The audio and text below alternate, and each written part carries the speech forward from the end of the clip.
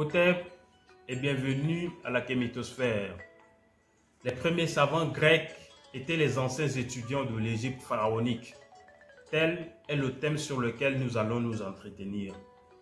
Comme les Africains d'aujourd'hui partent étudier en Occident, c'était de la même façon que les premiers savants grecs partaient étudier en Égypte pharaonique auprès des prêtres noirs.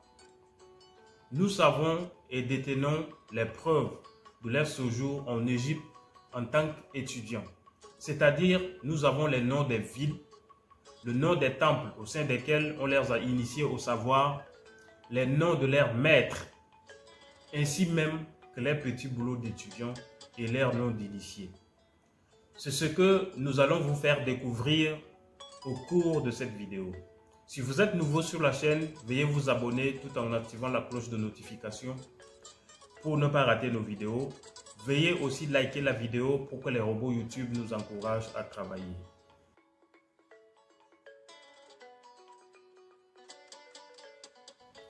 La question que certains d'entre vous se posent, peut-être, c'est pourquoi?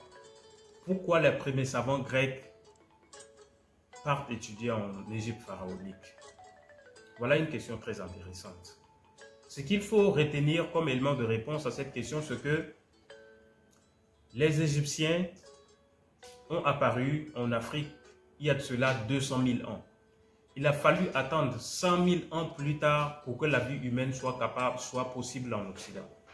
Et donc, les Occidentaux, pour ne pas dire les Grecs, ont commencé leur expérience en tant que société humaine avec 100 000 ans de retard par rapport aux Égyptiens. Et ce retard a permis aux Égyptiens d'avoir des longueurs d'avance sur les Grecs. Et de façon naturelle, après la glaciation urmienne qui a duré 100 000 ans, les Grecs, sinon les Occidentaux, ont commencé leur civilisation à travers le nomadisme.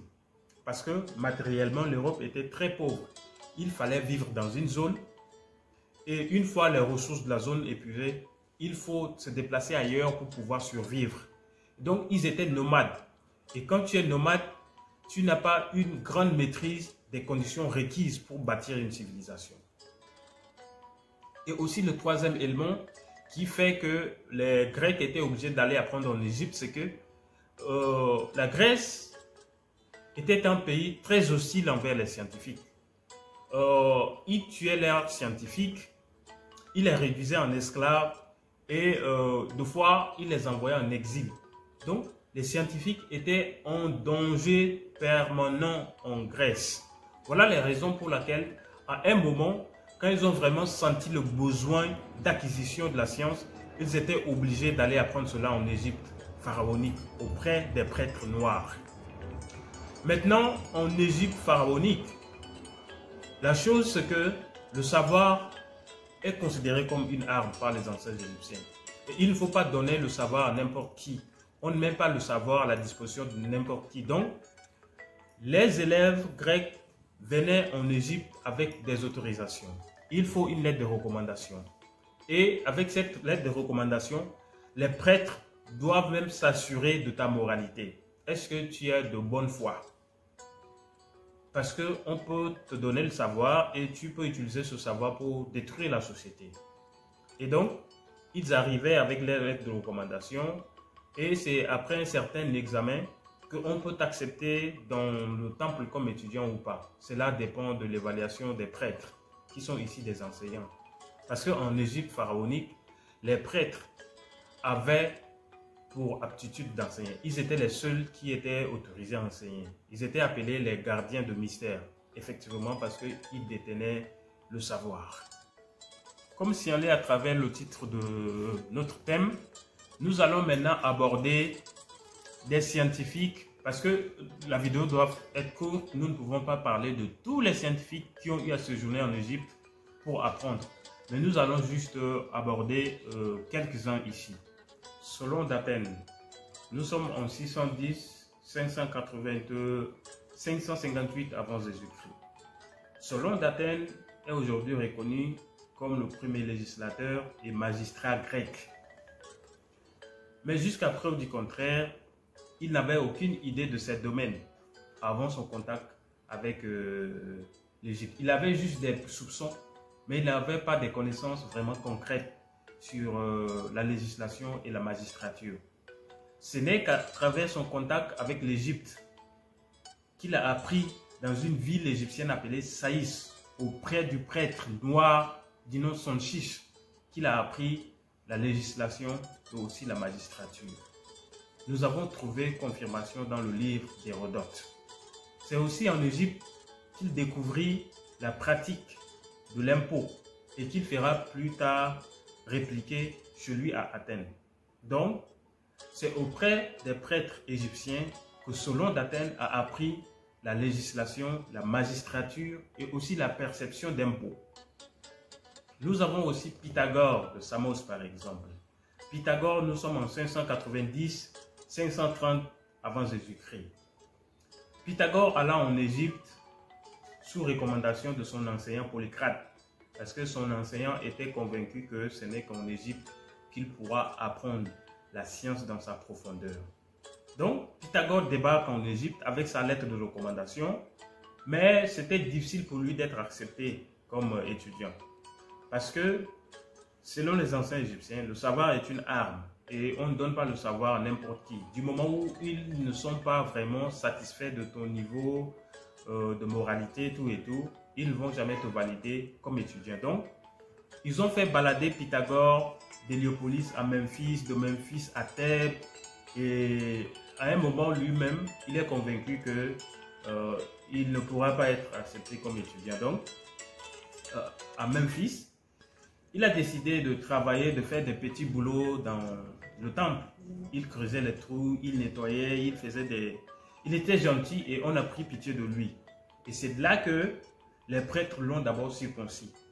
Parce qu'il était arrivé non circoncis. Après la circoncision, on lui a donné son nom d'initié, qui est Pythagore. Parce que Pythagore n'est pas son nom grec. Son nom grec, c'est Némarchos. Pythagore, c'est un nom égyptien. Ça vient de Ptahur, qui signifie Ta le grand. Ta le grand, c'est-à-dire Dieu le grand. C'est son nom initié, c'est un nom africain. Qui plus tard serait traduit en grec et ça donne Pythagore. Mais son nom vraiment grec, c'est Némarchos. Et c'est après l'initiation qu'on l'introduit dans les temples pour l'apprendre, le savoir.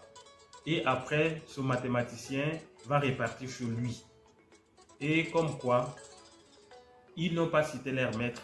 Et aujourd'hui, on vous enseigne dans des écoles que, bah voilà, théorème de Pythagore, voilà, théorème de Thalès.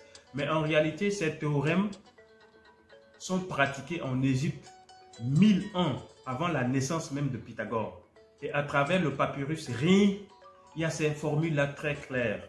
Vous pouvez voir à travers le papyrus Rhind, il y a les formules de Pythagore et même de Thalès qu'on va voir par la suite. Donc, c'est des formules qui sont utilisées dans la société égyptienne 1000 ans, 1100 ans avant la naissance de ces scientifiques. Et ces formules permettaient effectivement de construire des pyramides parce que c'était des formules, ce sont des formules de la géométrie. Ce sont des formules qui permettaient de calculer les dimensions des pyramides et des obélisques et des temples. Et voilà, l'honnêteté scientifique aurait voulu que les Pythagore, les Thalès citent le nom de leur maître, chose qui n'était pas faite et qui n'est pas faite jusqu'à présent. Nous avons par la suite Thalès de Milet. Nous sommes en fin 6e siècle, début 7e siècle. Thalès s'était séjourné pendant 7 à 8 ans auprès des prêtres à Memphis pour apprendre, à Memphis et à Diopolis pour apprendre les mathématiques et aussi la philosophie. Et les théorèmes dits de Thalès sont des théorèmes qui sont d'usage en Égypte 1100 ans avant la naissance même de Thalès, comme je venais tantôt de le souligner. Et donc, vers 2500 avant Jésus-Christ, les Égyptiens maîtrisaient déjà les bases fondamentales pour la construction des pyramides à travers la géométrie, la trigonométrie et l'astronomie. La maîtrise de ces sciences permettait naturellement aux Égyptiens de se situer dans le temps et dans l'espace. Et ce n'est qu'en 650 540 avant Jésus-Christ que l'on entend parler pour la première fois de la géométrie en Grèce à travers Thalès, parce qu'il était revenu de l'Égypte. Et donc, à travers les enseignements reçus en Égypte, il transmet maintenant la géométrie, et ce n'est qu'à ce moment qu'on parle de la géométrie en Grèce antique. Sans contact avec l'Égypte pharaonique, Thalès n'allait pas avoir connaissance de toutes ces formules et il n'aura pas valu toutes les reconnaissances qu'on lui ait faites, parce que lui-même, de ses propres mains, n'a jamais écrit que moi, Thalès, je suis géniteur de telle formule.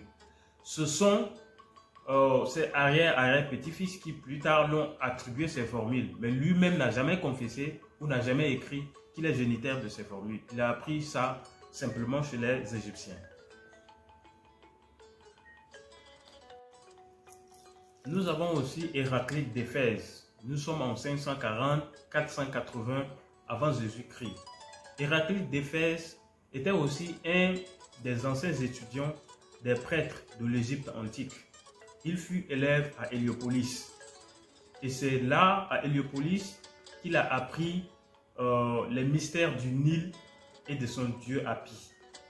Il a appris aussi le mystère du soleil rare, le feu divinisé. Il a aussi appris la vie éternelle à travers la renaissance perpétuelle et toutes les phases nominatives du dieu soleil. Parlons à présent de Platon. Platon que vous connaissez d'ailleurs tous et que je ne vais plus présenter ici. Et là, nous sommes plus précisément entre 427 et 347 avant Jésus-Christ. Platon a eu à faire un séjour de 13 ans en Égypte pour apprendre la science. Il a eu à séjourner plus précisément dans des villes appelées Héliopolis et aussi Memphis. Il a été initié au savoir par deux prêtres, c'est-à-dire le prêtre Seknoufis et le prêtre Knoufis, dans les deux villes que je viens de citer. Et durant son séjour en tant qu'étudiant qui a duré 13 ans, Platon vendait de l'huile pour financer son séjour, son boulot d'étudiant. C'était la vente de l'huile. Voilà ce que nous avons à partager avec vous au sujet des premiers savants grecs en tant qu'étudiants en Égypte pharaonique. Merci, Hotep, à très bientôt et n'oubliez pas de vous abonner.